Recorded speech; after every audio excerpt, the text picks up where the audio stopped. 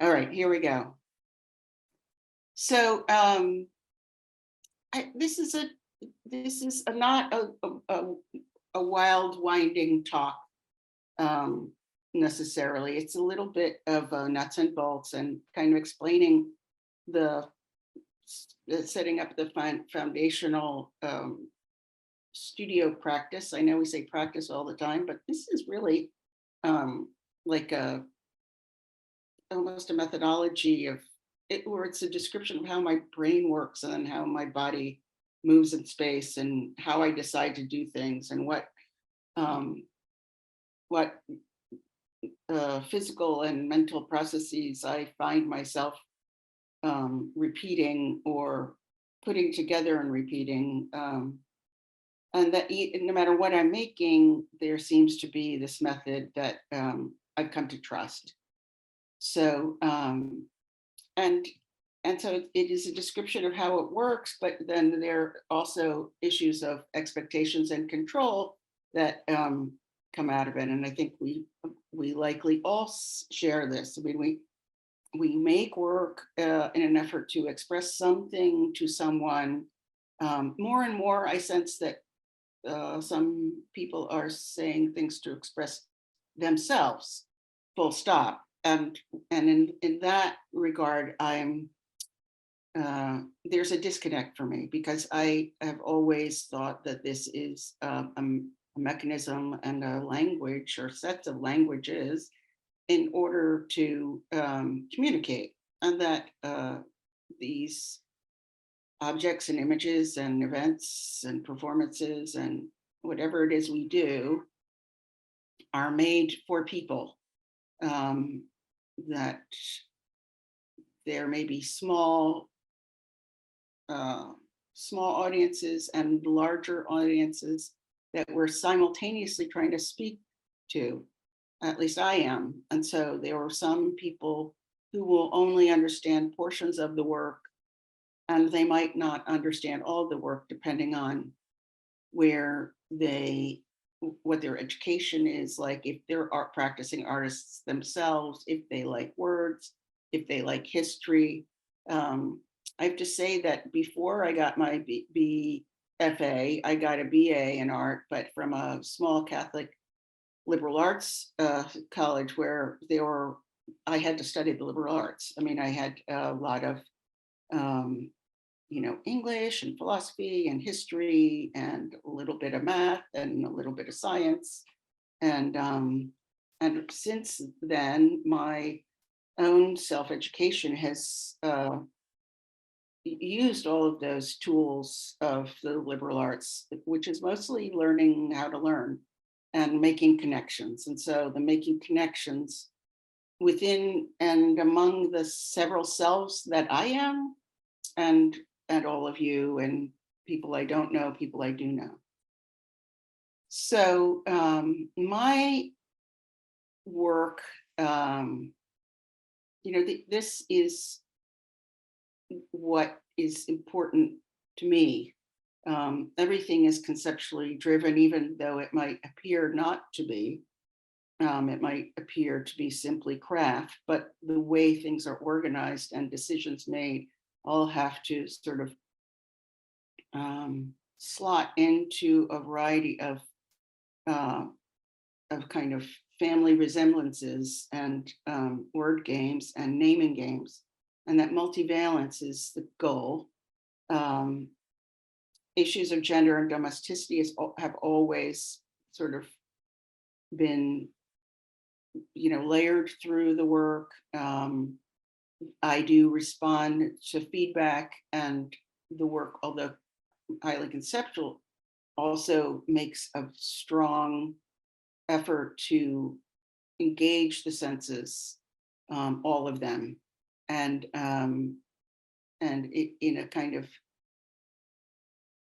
because it's sculpture, because it comes out of sculpture with a good mind for basic ideas of physics, like compression and gravity and elasticity, and then the other thing is that any word that I say to myself while or after I'm making something is then tested as metaphoric or conceptual trope as well. So this, you saw a note that comes with and from the birth of painting, which is a kind of trope and also a bit of a joke.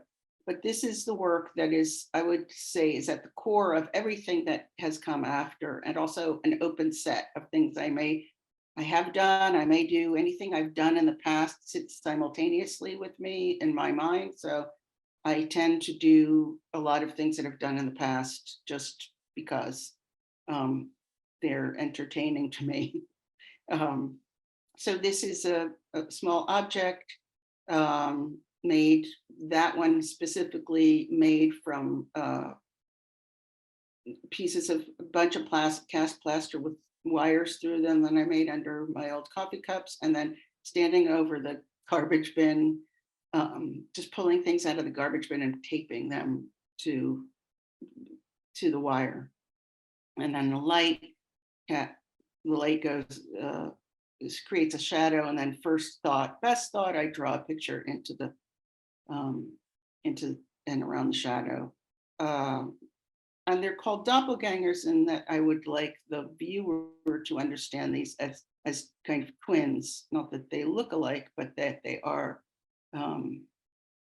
aspects of the same physiological event, the same phenomenological event, not physiological. Well, for me, it's physiological, but for the objects and the lights and the shadow, it's phenomenological. So that's what it looks like in full light. And this is from 1994. So my favorite store to purchase things was a place called Radio Shack, where you could get all kinds of little things and wires and plug them, make your own. It was a great place. It was a very, DIY electronics that then became obsolete in a way when you could just buy things ready-made, and later when things went online. So this is how I think about these parts, the kind of hemispherical, like brain, that on one side there are these all sets of associations with the object. It's a little bit like shit. It's like, is it like a teacup or a toilet? That's my range. Is it a gendered male, or not gender male? Has it been cut up from something else? Is it heavy? And is it driven by weight or vision? Is it it's a drawing, but then what's the idea is the drawing is the way of factoring, making, but it's drawing as an idea in terms of it being representational on one side and completely abstract and cobbled together on the other side. So a whole image versus a articulated objects. And then the family resemblance idea that is this, that's the where does this stuff come from? How do you name it? What is the legacy? What is the inheritance? And then the idea that this whole thing only exists as it's plugged into the wall. You unplug it, the art dies. So it's completely dependent on the infrastructure of the electrical system and the electrical grid and everything you can imagine out into the kind of web of a power structure, literally and figuratively, behind the object. And so this is kind of what I think I'm doing.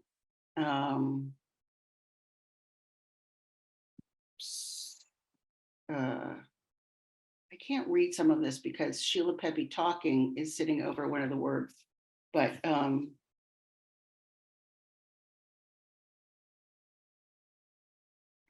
what I think the second thing is cut apart. So I think it's generate, cut apart, differentiate, accumulate, parallel, duplicate, approximately, accumulate again, leap and repeat. So there's this idea that when I look at my work, I can tell that everything has basically been cut apart and put back together so many times that at a certain point um, I can't see the seams for it. After a while, it became very important for me to show you the seams. So in every object, you can pull apart the making of it because everything's revealed to you. This, like the stitches of something are on the outside, the layers or of fabrication are clear. There's a photogram with drawing on the positive and negative shapes. And there's also a way of cutting the work itself apart at the center and making new pools of art. So from the doppelganger comes a long line since 1994 of a series I now called votive moderns. They're all the tabletop size objects made now in a family resemblance of every different kind of sculpture I think that can exist in the same sort of size, although perhaps reflecting different scale. From the shadow making object came making some of the shadows out of yarn or sticking yarn or crocheting in objects, and they get pulled out to be just fiber work on itself. Other kinds of cutting apart and putting back together drawings get made that then reflect are made after or in parallel to the installations because they appear to be like collapsed vistas that I can see as a painting. The three-dimensional turns into two-dimensional, and which is usually it's when you're a sculptor, the two-dimensional turns into three-dimensional, but I make the drawings as a parallel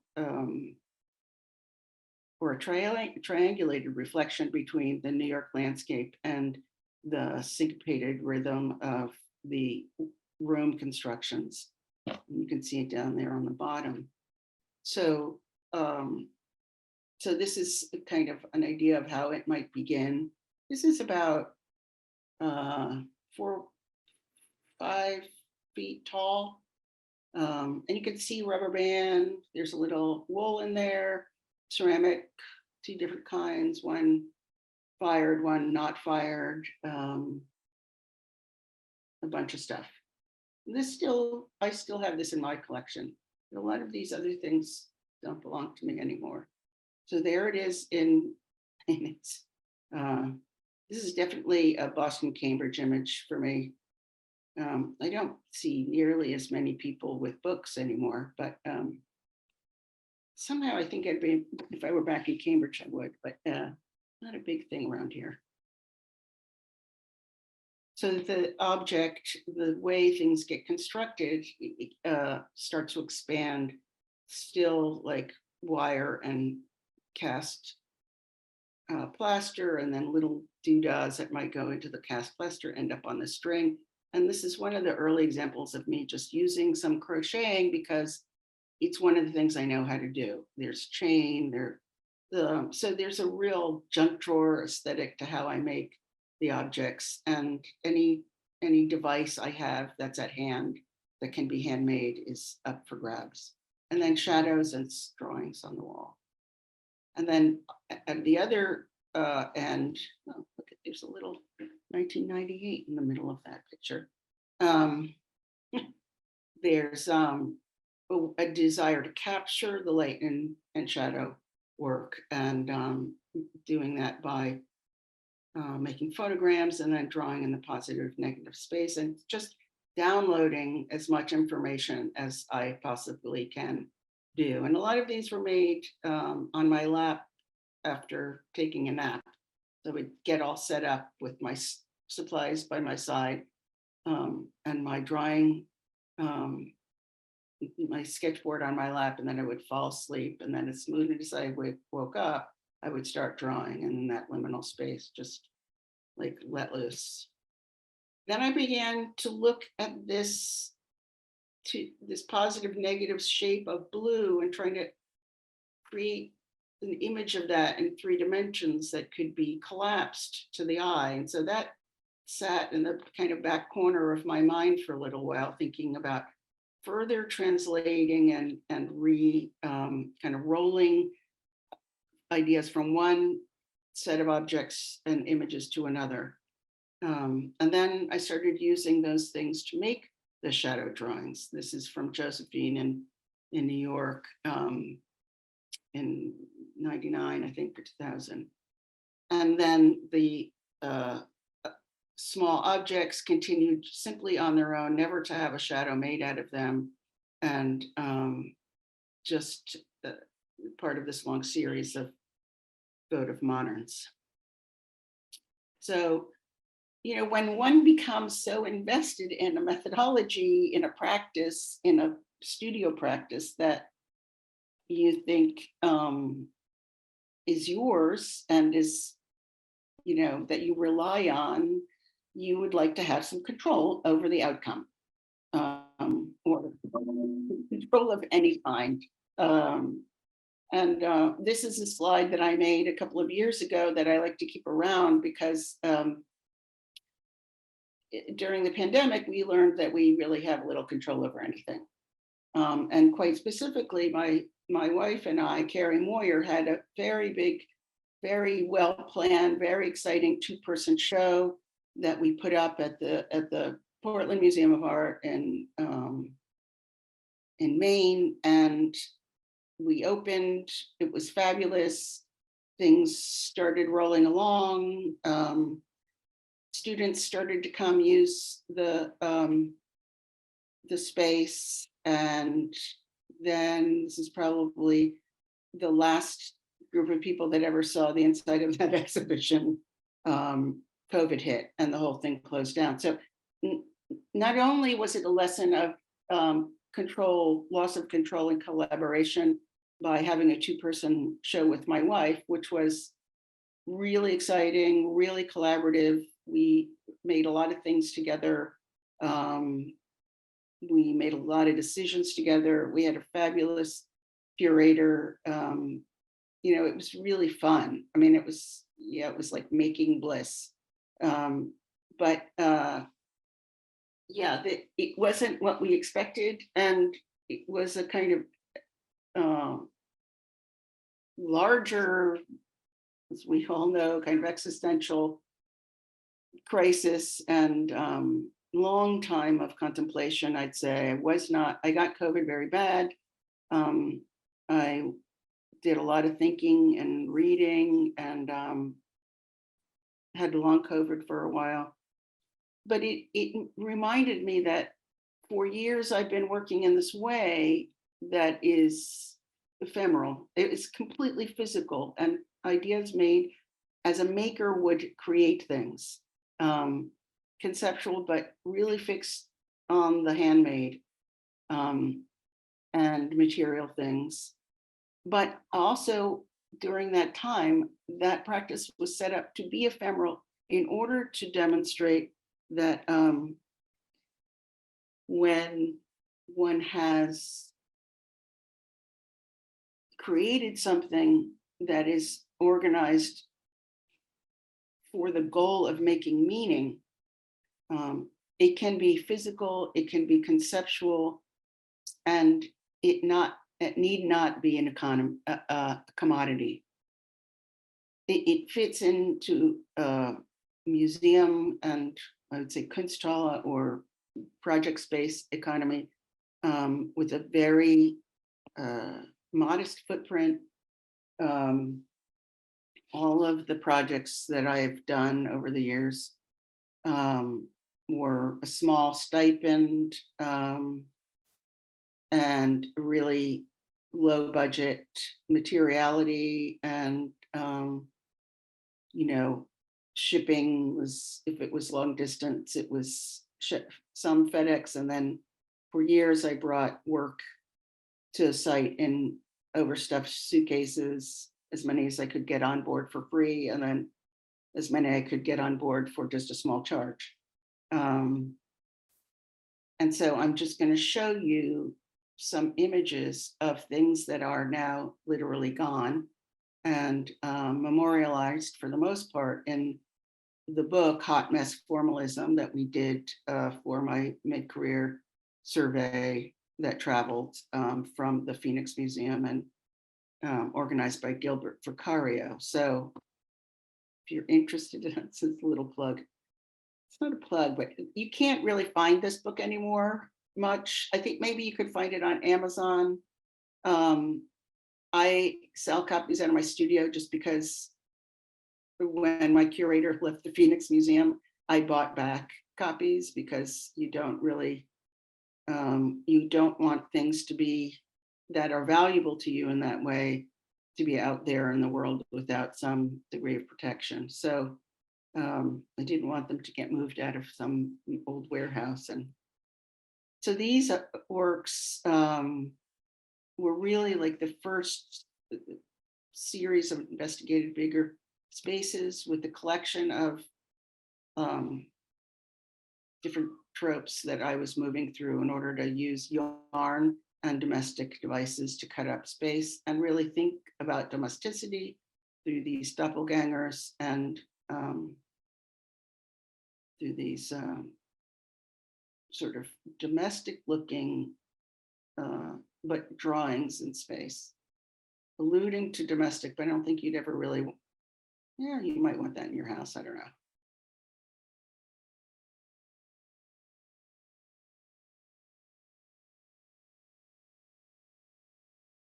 This idea of drawing in space was an enormous part of how I spoke about the work at the time. That there were, again, the objects were more like drawings, as well as the drawings on the surface of the wall. So, of course, you see this as you would from one fixed vista because it's a photograph, and the photographs became kind of critical to represent myself. You know, this is during the age of slides, and one could take a video through it, but it was difficult to capture the kind of sweet spot of understanding I wanted the audience to see and then move out of. So there's a whole conversation of how one uses photography to describe work that's kind of hard to describe. There's a lot of work that I've done over the years that there are photographs of it, but it simply doesn't look like much. And I don't usually show it to people because it's hard to, maybe a later time, it's really hard to glean what was happening in the space as you walked through it because it was so minimal. It's almost an occasion like that, but you can get a sense that the crocheting now is like a window treatment, actually. And I put it up. No, it wasn't original part of the idea, but I put it up, these kind of flat panels, and it was all made out of different weights of like bakery string and cords, because at night the place was lit up, and so those white, it created a kind of positive negative space drawing against the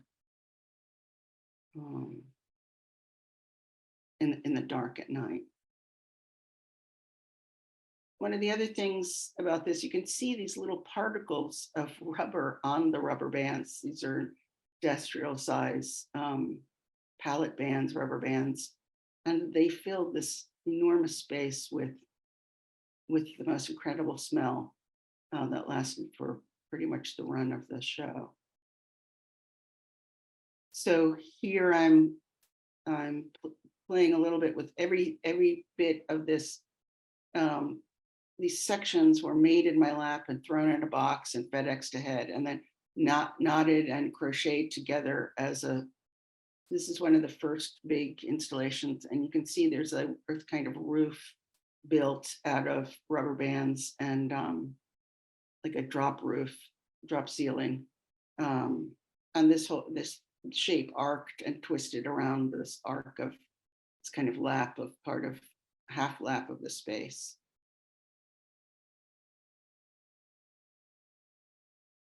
It's more like architecture, I think, than some of the later pieces. This is after 9/11, so everything kind of drops to the horizontal for a little while, but keeping these vistas so you can see through. And so if that's, I don't know, 25 feet back, when you collapse it in with your eyes, it's a different kind of composition. Same idea. This is a much smaller space. And you can see now I'm showing those little objects, the different things.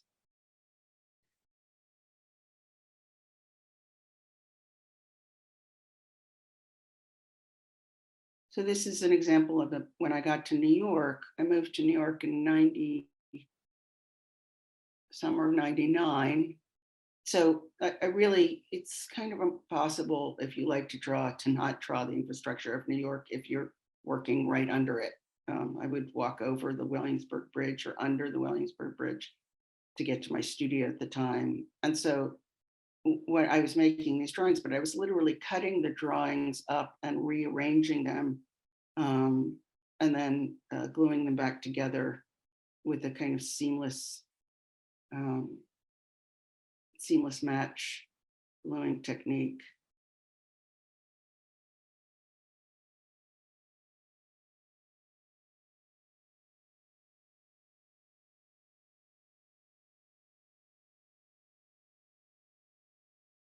And the titles and the colors for these are definitely, there was a lot of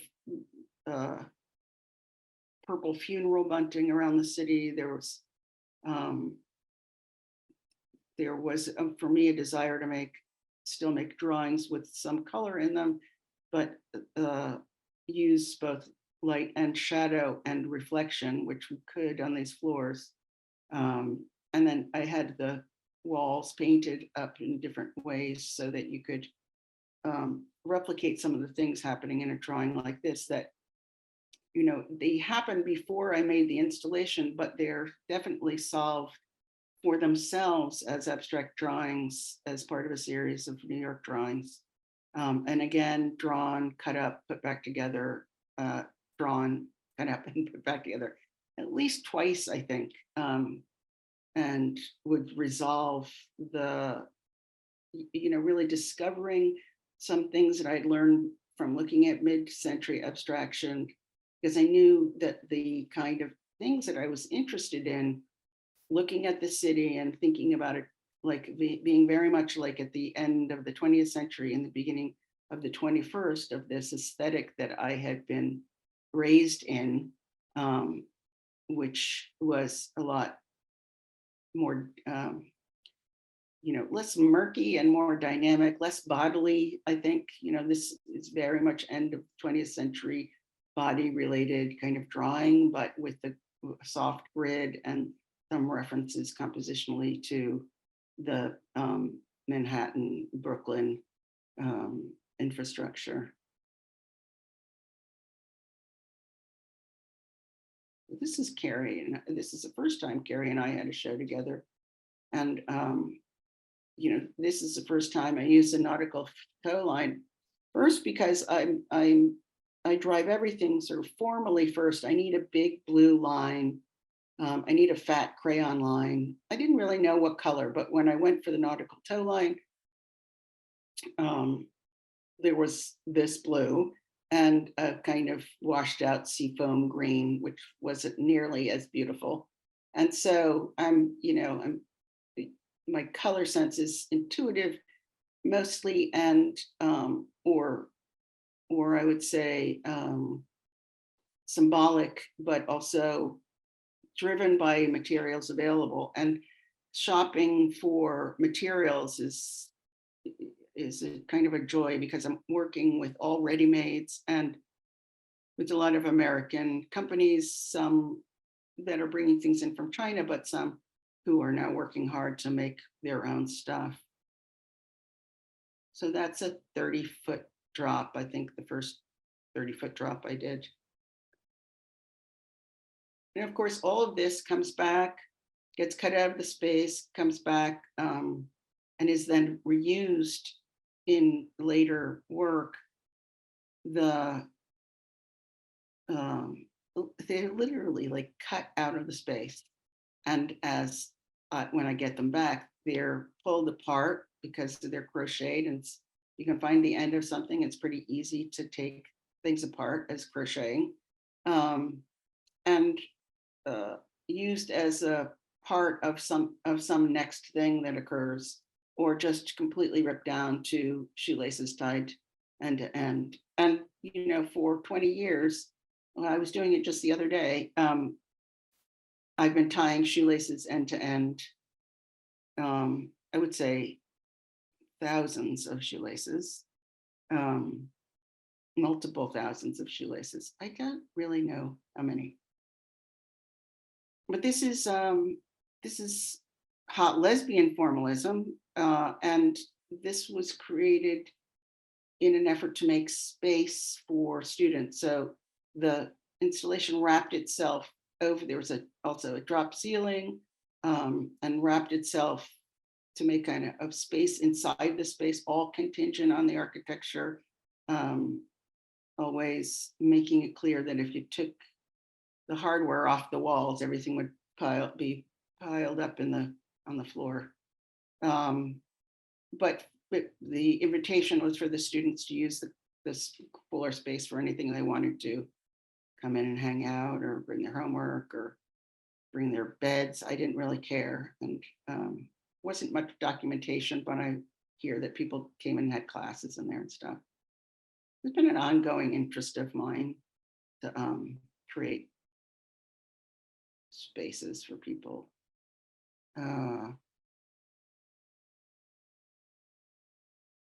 Tool and a really, really fine netting that I made. You can't really see it. The drawings, so terminal, I lived near the Red Hook terminals, and the idea that I had this idea that if I had to do the crocheting that I was doing, if I had to, in the way that my grandmother had to make the delicate clothing for babies and for the little kids, and for dowries, like all of the fancy things that they had. This is my grandparents were born at the end of the 19th century, and they were from the Naples, from Italy, from Avellino and Naples and Salerno. They didn't buy lace. They made a sort of heavier version of it by crocheting. And nearby were the terminals, the last terminals in New York. And so there was this word play that was really making me think of, all the industrial era and before, the labor. And the idea that I would have to do that work as an aspect of my domestic chores sort of blew my mind. I would much rather be on the docks, I think. But even that, it was kind of beyond my my physical capacity. Rubber bands, again, and this is, a desire to make painting, the outside view. So there's two verticals or seams of the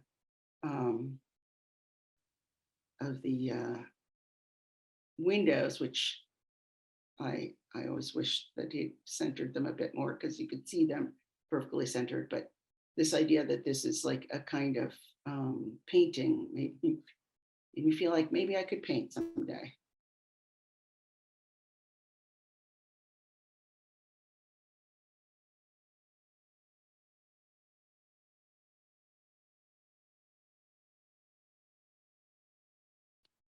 You could enter on both sides, and the passage was blocked.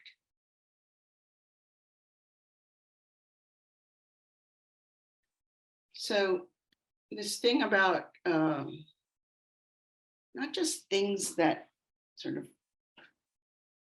get destroyed after you make them, but things that might change as they exist in their own lives. So this piece called Put Me Down Gently was first made for a big exhibition that started at the ICA in Boston, curated by Janelle Porter, called Sculpture Fiber 1960 to the Present. And I wanted to, basically, I'm always pointing to, after I make the point that this feminine thing is invading the patriarchal space of institutions, I'm also contingent upon and pointing to the architecture of the space. So I really wanted to use this atrium space because it's not functional. The I-beam that this center part had to hang from was about 10 feet down from the ceiling because no one ever could get a lift up there. There weren't adequate lights in the space. So at night, the entire thing went dark. Although if the performance space was lit up, there was this great, again, positive, negative space that you could see at night. But this is inside of their glass elevator that was attached so that you would get this very crazy lump of kind of shaggy, kind of not so attractive, I would say, this blue line of stuff, just like come up next to you could sort of touch it, but you couldn't touch it. It would just slump up next to the wall of glass. And it would like do this little trick for you. And that it was as much a kind of mechanical thing, but it was definitely a bodily thing. And it was this slow, and it was kind of great footage because it's really strange. This B-roll from one of the local news stations. But there was something kind of grungy about it because the thing was the whole area was a couple of years old, and the glass started to accumulate dirt in certain ways that nobody could ever clean, and just there's a kind of lusciousness about it that I like. So here's the piece again installed in a different way for the show Hot Mess Formalism at the original location in Phoenix. And there's another view of it from another floor. And then I had these poor guys, I had them paint all the way to the roof over the top of this black box they have downstairs, and had them like throw stuff out to infiltrate the space in that way. Here it is again at one of the other venues at the Everson in New York and Syracuse, and very much trying to drip my drips next to the master dripper over there, the painter master dripper, I won't say his name. And the zipper and the dripper. And playing with it in magnificent architecture. And here it is at yet another venue. We decided to paint the wall blue and wrap it around this very strange thing. They had this machine room or something that had to be encapsulated, and just wrapped it all around that. And then finally, here it is in a group show at the Everson, where I didn't install it. It now lives at the Everson, and it's the purview of the curator to install it however she likes to install it, and she and the registrar, who's an artist as well, installed it in this way, and it's really fun to see what they did and to see this kind of shallow dimensionality they got, so you could see through it in different ways that I'd never seen this work before in this way, but it was a very elegant, probably much more elegant installation than I would ever do. So just so the next bit of business in terms of, yes, there are things that get saved and go into collections, but this who's in control of taking things down and destroying them and who's not. At a certain point, when I was asked to move work back into a public exhibition space that was also a home, I reversed the power of who was doing what. So I made work that fit into the space as I normally would, and then made in such a way that it could be pulled apart. And it was the first common sense piece where the participants pulled everything out and had lessons, knitting lessons, crocheting lessons.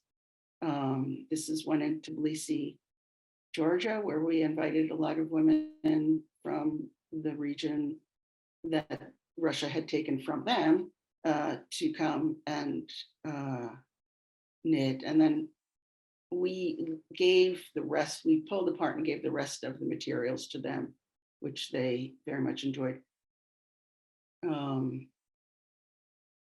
Each place I'd go, I try to buy yarn from that location. In Tbilisi, it was very hard because the quality was so, I'd buy it now. It was all synthetic. I'm really into synthetics now, but it was really harsh. And I bought all American wool, mostly some Italian wool, but wool. And they thought it was like gold. It was very, it was kind of alarming. It was a good experience of difference that I truly appreciated. And then in the Pistoletto Foundation in Biella, then I had friends help me, these older women who were from a town in Briga, north of Zolan, Piemonte, in North Italy, women who I had taught me some stitches and who I interviewed to write a book, a small book about Northern Italy and craft and a few other things, the experience of being there. So, and then that's to the left, another big group show and another video for you. So the idea that people are taking this apart and putting it to good use, basically bringing it back home, bringing it back to the original utility, but that is also creative. It was a mixed bag, really. In some cases where there were people created like cocktails and crochet programming, it was used. There were lessons going on and people were making things, and they were, at the end of it, all this yarn was pulled apart and donated locally. But the ideal of getting this down to the bare bones of the black rope line drawing, simple drawing, never really happened. And,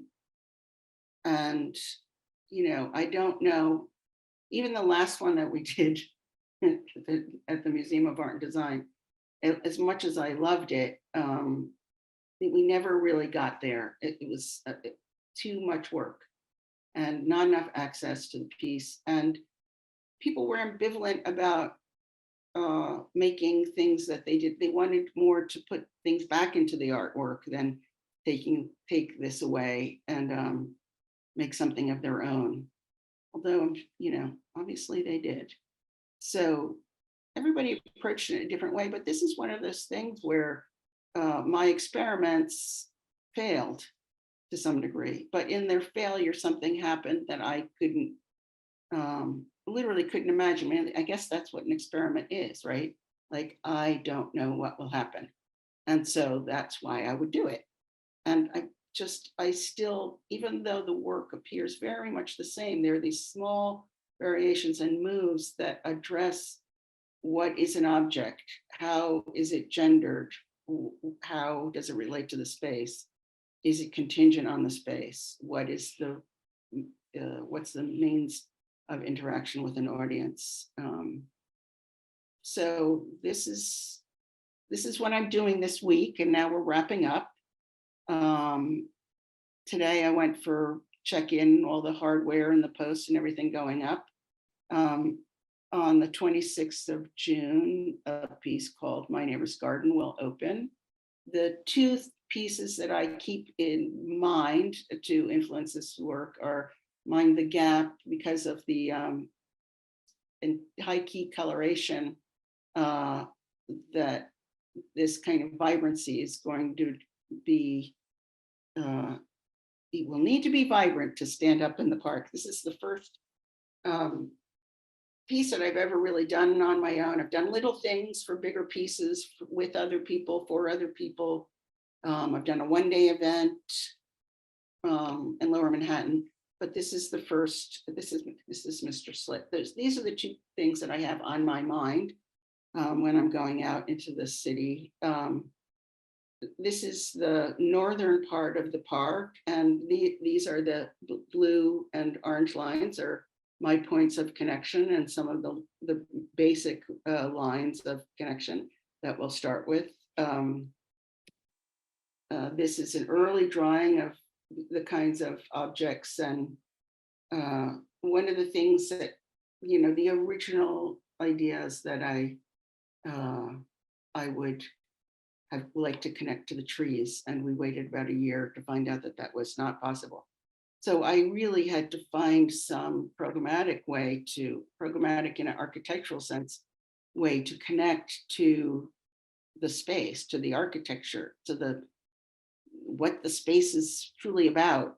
And it's conservancy, so it's about growing things. I mean, it's a New York City park, but the mission of the conservancy is to grow, to keep the trees in good shape and protect them, and plant flowers. And I mean, it's incredibly luscious and beautiful space. They work very hard at it. So, some of my ideas about garden, it's like, oh, it's like a big garden. Well, because I grew up in New Jersey, and everybody had a little bit of a garden, some kind of garden. Different people had gardens of different sizes. But then I spent time in Western Mass, and I had a big garden, or enough to feed both of us during the summer, and put up some vegetables for the winter. Also worked for a farmer and put up a lot more vegetables that we took home that couldn't be shipped from his farm. And so, it seemed that if I couldn't attach to the trees, then I would ask the horticulturalist to put climbing flowers around the bottom of my poles, and they would grow up to where the crocheting was. And so, although this big disc that I have up in the original drawings is now a little tiny disc, but that was like, oh, you need one of those things that protects everything from the squirrels getting up top, which is a kind of ridiculous thing, because I'm sure the squirrels will do whatever they want to do. They'll be all over it. But the kind of gardens that I'm pulling from in my neighborhood are everything from a unmown triangle between some streets to this tiny, you see this tiny little square of no cement in the middle of that, and that one bush is growing out of that tiny little square of earth, because you have to keep everything neat and clean in your front yard. This a small, tiny front yard, but extremely lush, lets you put your head in there and just almost forget you're in the city. And then I love this these people. They're going out. They've made the space around the tree a little bit bigger. They probably have their own jackhammer to open that space up and do a kind of on our garden, which is then it's patioed, if you notice. We like to wash all that stuff down with the hose. And then the garden out near the curb. This is an impromptu fence garden. Some say it's volunteers from last season. Some say there's a little spot down there, you can't barely see it, where there's a piece of paper, and around the corner from there, they feed cats. It's a weird lot with some beautiful morning glories. This is a favorite of mine. I mean, so the point is, I'm doing this thing outside with this fiber. It's shoelaces, which are meant to get wet and then dry without much problem. And paracord, similar, some rope, similar, some weed whacker line and other things that are lovely in plastic, garden hose. So it should be fine, but people are saying to me, "What? It's going to rain." It's like, yes, it will rain. What's going to happen? I don't think it's going to get that shaggy kind of what do they call that? Yarn bomb look after a couple of months, because it's up until December, the 1st of December, December 10th, I think, maybe. But this idea that just things change and they may get destroyed, and that might get a nest of squirrels inside. I have no idea what's going to happen. And for me to meet this idea of public art, especially after a lot of talk about public art and public monuments and who gets to make them and what should they be, and I have a long, deep sense of what sculpture has been for thousands of years. And I think there are a lot more opportunities to make different kinds of public art that are about us, about community, about making space, about working with lots of people. And I have an amazing crew that we put together of crocheters, but just this idea that there's a willingness to let things go is an opportunity for intergenerational change, and have objects be a kind of event that makes space for talking to each other, instead of selling things to each other. And if public art can fund things like that, I'm all for it. That's it. Okay. I think it's time for me to go. I've talked at you enough. What do you think? Thank you so much. Yeah. Thank you so much. I love you guys. Have fun. Eat well. I know you are. Enjoy the sunlight. Yeah. Thank you.